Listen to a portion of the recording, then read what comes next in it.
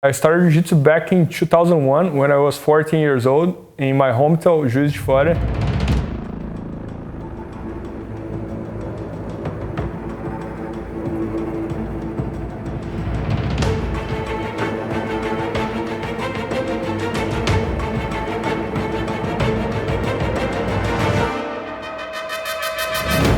When I was like 14 or so, one of my brothers was on that phase that all his friends would go to my house and play video games and that. And then they would always end up fighting on the carpet. But there was always this small friend of him that would beat everybody else. I asked him, how do you do that? You know, like, that's amazing. And then he told me that he used to do Jiu-Jitsu. And then he brought me to the school that he used to train. And then when I got there, Ricardo Marques, which is the guy who was my instructor from white to black belt, as soon as I got there, he opened up on a smile and he was like, hey, be welcome. And that was my hook, you know, like, I was like, man, such a nice guy, you know. And then I started training there and I never stopped it anymore.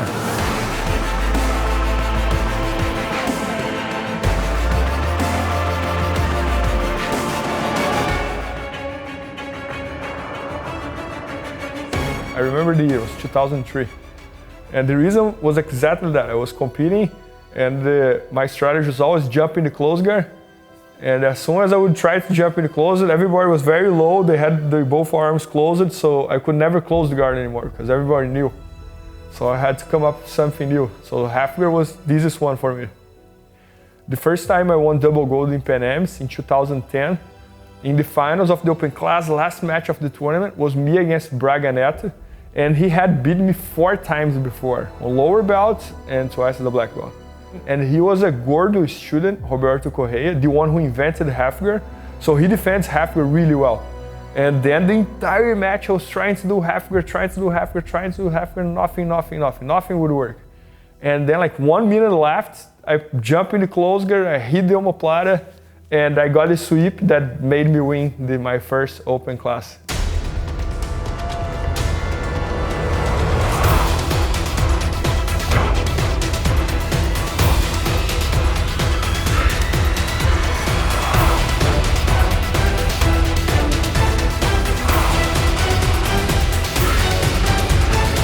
For sure, the biggest challenge I had is that I was from a very traditional family in Brazil, like, and all my family is pretty much like, or they are doctors or lawyers or engineers. It's pretty much that kind of family.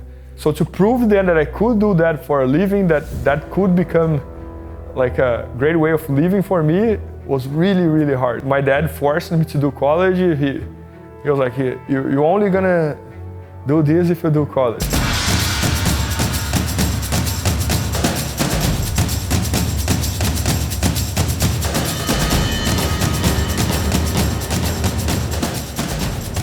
I never saw myself as a talent athlete or a talent person, but I think there's one thing that I'm pretty good at. So one thing about Bernardo is he's like one of the most dedicated people that I have known. So I realized like I never seen someone like this that when he wants to learn something, he'll go deep. Everything I try to do that I like, that I enjoy, and that I feel I can do, I'm kind of like laser focused on that thing.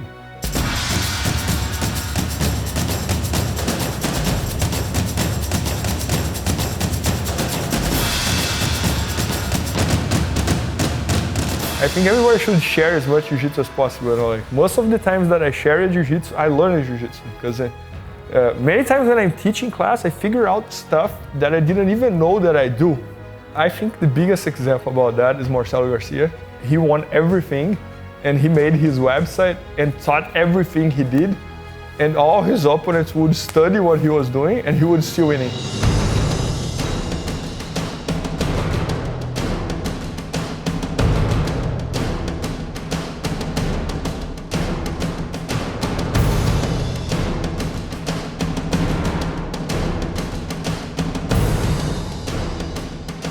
I believe that if you check most of the greatest, they had one specific game and they would master those subjects and be better than anybody else on those subjects.